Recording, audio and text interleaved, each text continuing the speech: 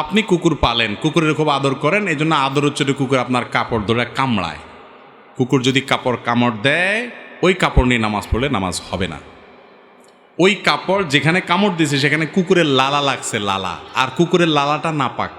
কুকুরের লালাটা কি, এটা নিয়ে ফোকার মধ্যে নানা মত আছে।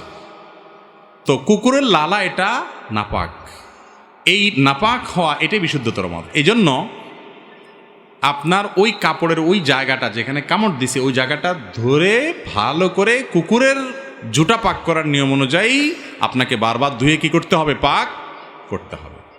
ওই জায়গাটা ধুয়ে যদি ভালো করে পাক করেন তাহলে পাক হয়ে গেলে এরপর নামাজ পড়তে পারবেন। আর যদি ওই কাপড় চেঞ্জ করেন তাহলেও নামাজ পড়তে পারেন, কিন্তু ওই কাপড়ে নামাজ পড়তে পারবেন না, কারণ কুকুরের লালা না পাক। কামড় দিলে লালা লাগবে কি লাগবে না?